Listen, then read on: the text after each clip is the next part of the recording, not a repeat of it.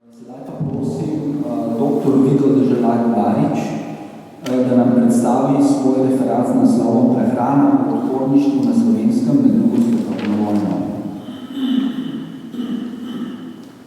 Vojne razmere praviloma predstavljajo krizni dejavnik pri zagotavljanju redne, kakovostne in zadostne oskrbe na področju prehrane od civilnega prebivalstva kot vojske. S tozadevnimi problemi se je med drugo svetovno vojno soočalo tudi odporniško gibanje na Slovenskem. Le-to je za svoje delovanje potrebovalo materialna in finančna sredstva, ki si jih je moralo zagotoviti na različne načine, da je lahko vzdrževalo v prvi vrsti borce partizanskih enot, poleg njih pa ilegalne aktiviste Osvobodilne fronte in sčasoma vse poleg številne organe in ustanove oziroma partizanski civilni aparat. Delno je moralo oziroma se je vsaj prizadevalo kriti potrebe civilnega prebivalstva na partizanskih območjih. V začetnem obdobju je gibanje temeljilo na načinu samooskrbe pripadnikov, saj so ga v ogromni večini sestavljali pripadniki, ki so živeli v legali. Vendar je gibanje že v začetku potrebovalo življenjska sredstva in za ilegalne aktiviste, malo na to pa je moralo začeti podpirati še družine aktivistov in družine prvih partizanov. Prav začetki organiziranja partizanskih enot od poletja 1941 dalje so potrebe porasle in od tedaj dalje neprestano naraščale. Prve partizanske enote kot izrazito ožje teritorijalne enote so se oskrbovale na temelju lokalne samooskrbe, ki so jo delno omogočali osebna poznanstva borcev in vzpostavljena terenska odporniška organizacija, delno pa so bile enote primorane pridobiti, oziroma izprositi hrano pri nepoznanih kmetih, kjer so se pač pa svoje mandatirali tudi znašli. Vodstvo OF je že na začetku odpora izostrilo politično in moralno stališče, po katerem je odpor okupatorjev v interesu slovenskega naroda, zato ga mora narod tudi materialno in finančno podpirati. Tozadevni apeli na Slovence so se vrstili tudi v celotno vojno obdobje. Partizanska poveljstva so že zgodaj s predpisi določila načine preskrbe, ki naj bi temeljila na odkupih in prostovoljnih darovih prebivalcev, strogo so bili prepovedani odvzemi hrane razen pri okupatorjevih sodelavcih. Tako je že partizanski zakon iz julija 1941 zapovedoval.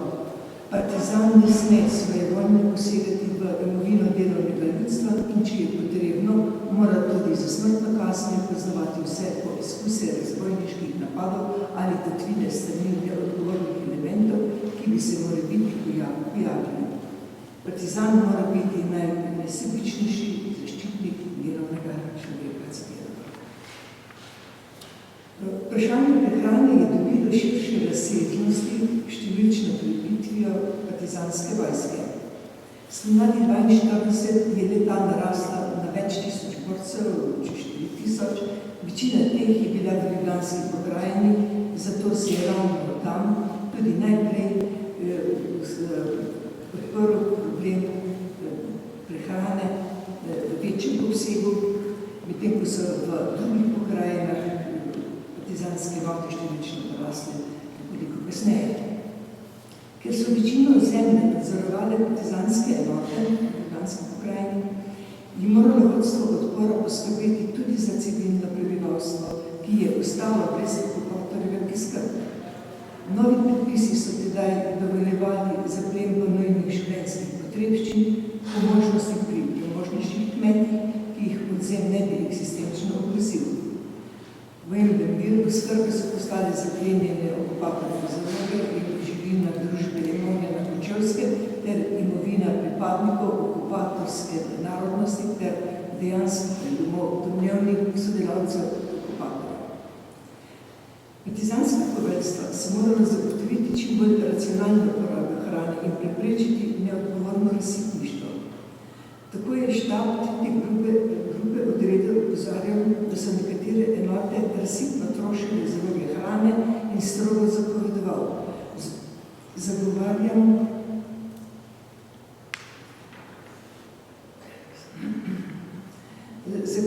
dobro in obilno hrano za vse partizanske jedinice, to da odločno zabranjujemo nesmiselno trošenje in razsipavanje hranil, posebno maščob in moke.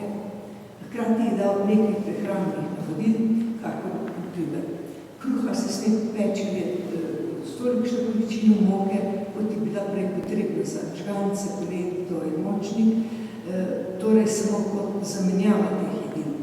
Za zajtrk naj se partizanom daje kava, čaj ali prižganka s kruhom, polje naj se tista živina, ki je za slovensko gospodarstvo manj uporabna, kadar so transportne možnosti neugodne, naj se zeklana živina deli skupno za prebivalstvo ali pa više mesa predela v solade.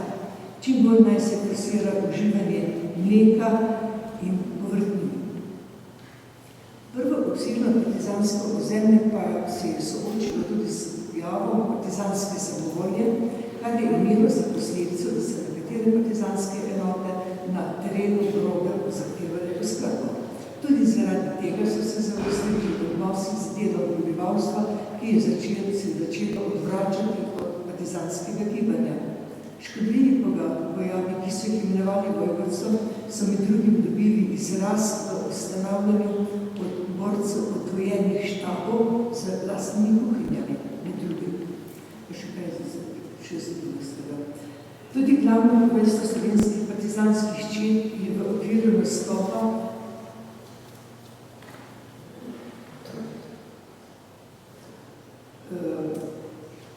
ugotavljalo, da nekatere čete brezvestno zapravljajo narodne dobrine in da se hranijo kot nekdanja gospoda. Posvarilo je, da vojska in prebivalstvo čakajo še težki časi, morda celo skrajno pomanjkanje. Zato se pravi samemu sebi kopati jamo, če se živina in zaloge živil razsipavijo preko potreb. In se postavilo na stališče. Hrana v četah naj bo zadostna, a naj ne gre preko tega, kar je partizanu treba, da se vzdrži zdrav in krepak. Že jeseni in pozimi 42 je bilo prisotno pomanjkanje hrane, kar je bilo v veliki meri posledica diferenciacije prebivalstva in vzpostavitve postojanj vaških straž, ki so oteževale ali preprečevale partizanskim oskrbovalnim skupinam dostope do naselij. V partizanskih preskrbi je tako posebno pomembno mesto dobivala rekvizicija, kar je nadaljnje zaostrovalo odnos dela prebivalstva do partizanske vojske.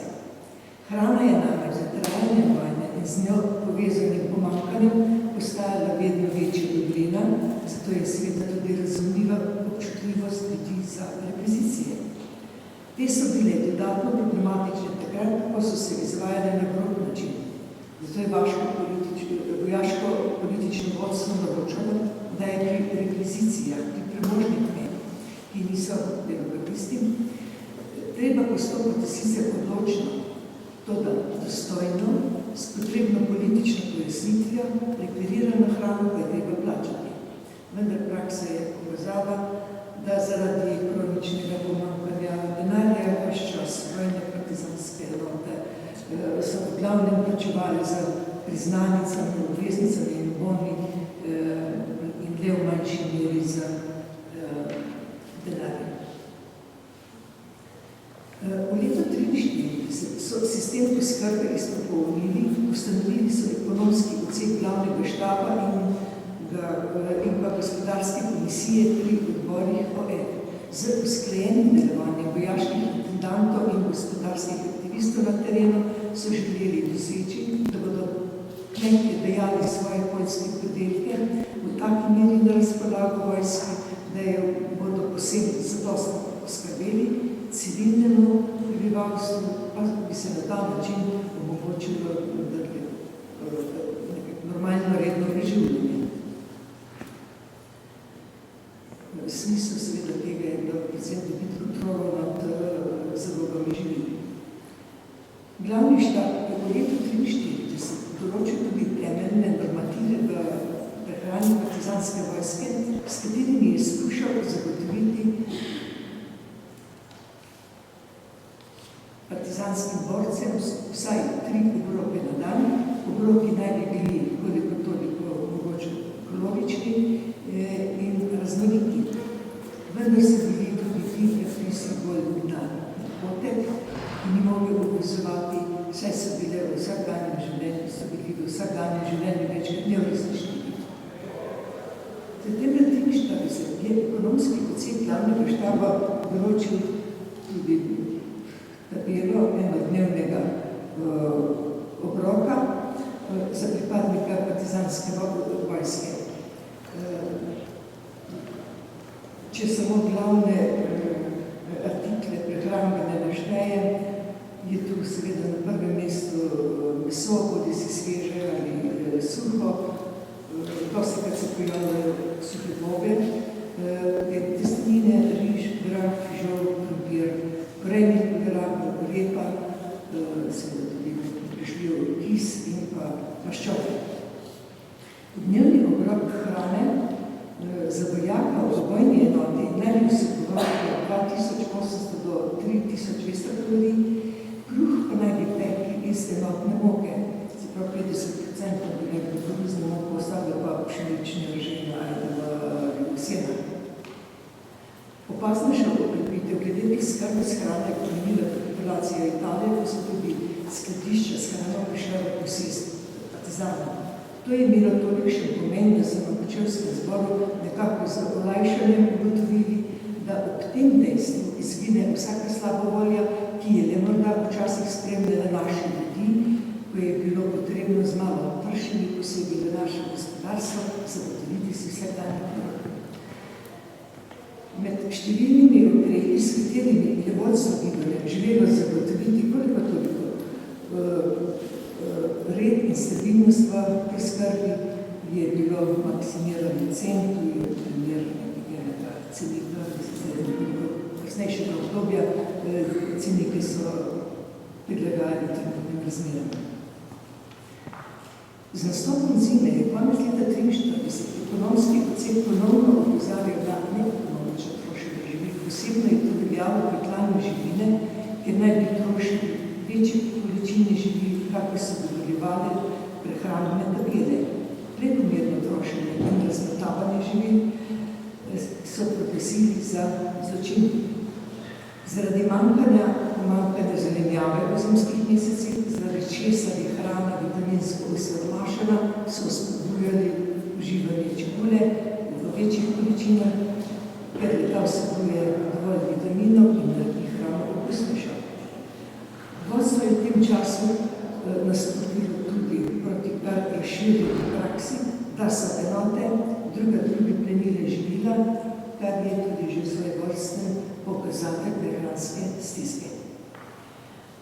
Leta 1944 se je vprašanje prehrane partizanske vojske in civilnega prebivalstva nadalje zaostrovalo. Podeželje, od katerega se bile prehransko odvisne v celoti partizanske enote in partizanske politične upravne uporabne ustanove, je s težavo preživljalo lastno prebivalstvo, zato je predstavljala številna partizanska vojska in aktivisti dodatno breme. Samo partizanska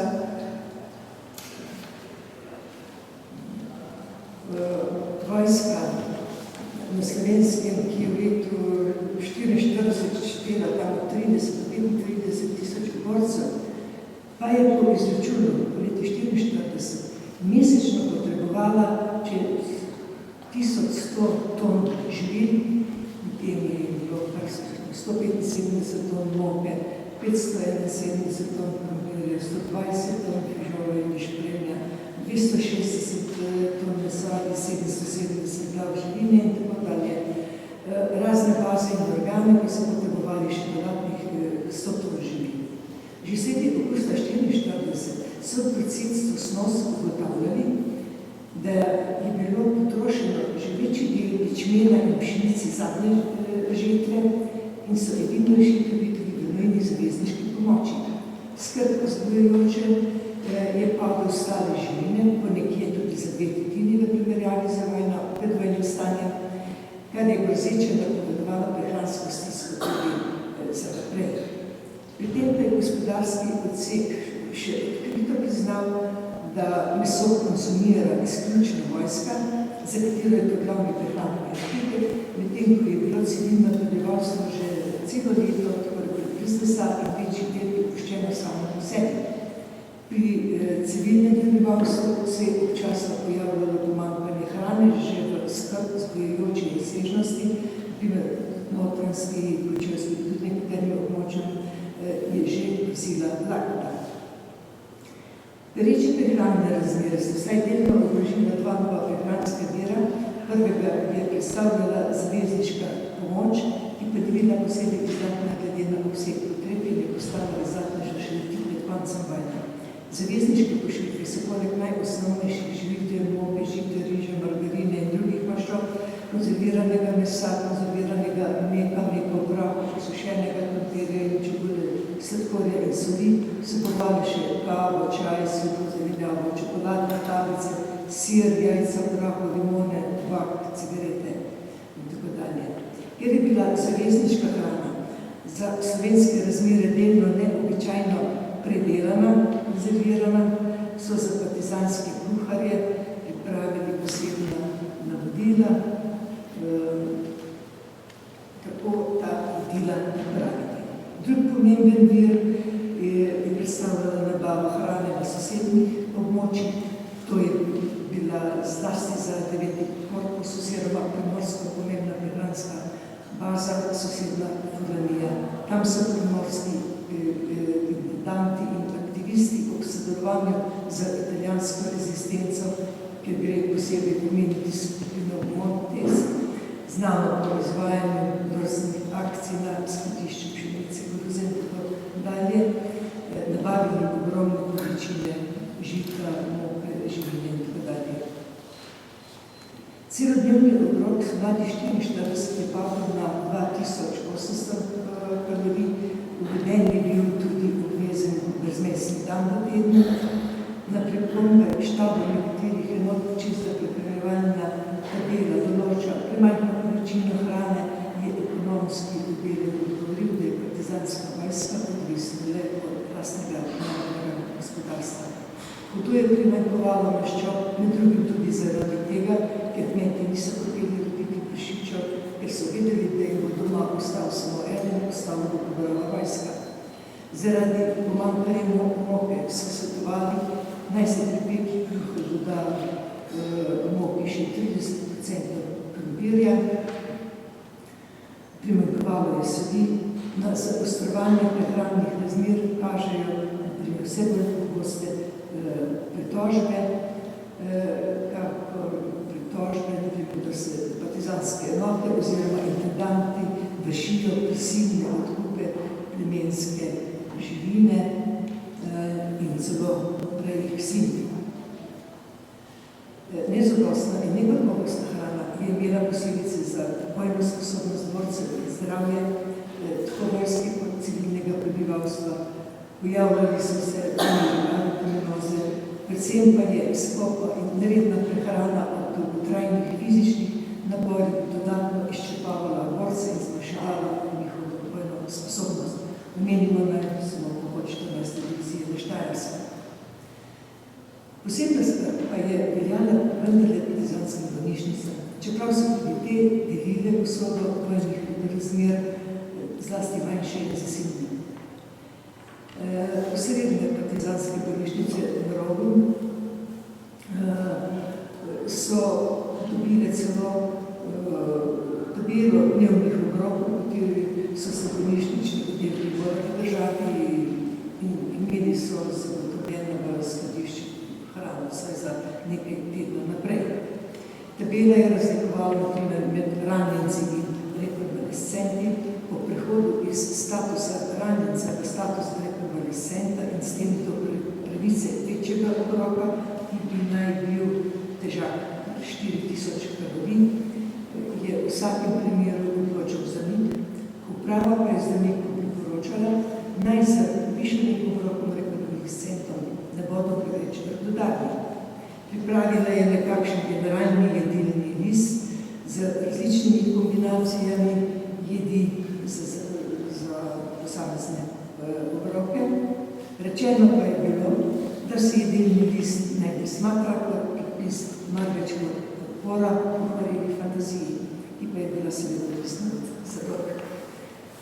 Kuhar je sestavil jedilnik skupaj z zanikom, za ves teden, jedilnik za vsak dan sproti pa naj bi bil pritvarjen na vidnem mestu v kuhinji.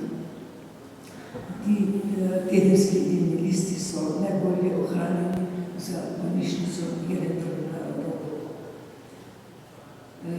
Tudi upravnica bolnišnice Franje pravi, da lonci tam niso ostali nikoli tako prazni, da ne bi skoraj ves čas imeli po 3 glavne tople obroke na dan.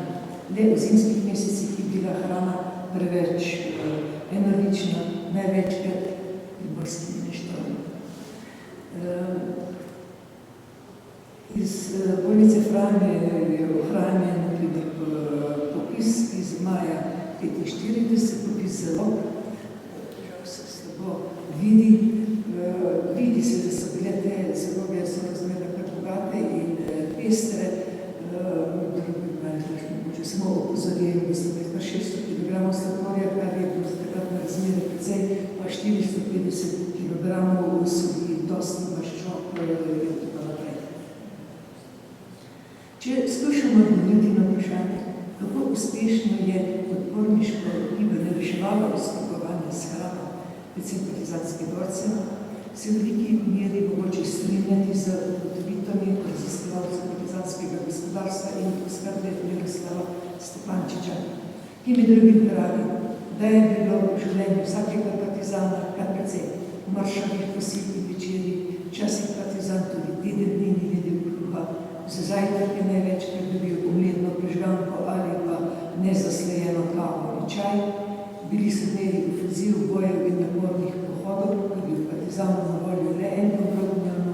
Bili so tudi dnevi popolnega posta, utrujenosti in ponemognosti, ko se je bilo težko sprijazniti samo z vročo črno vodo, ki naj bi bila kava, ali pa z 2-3 krompirčki za kosilo in večerjo.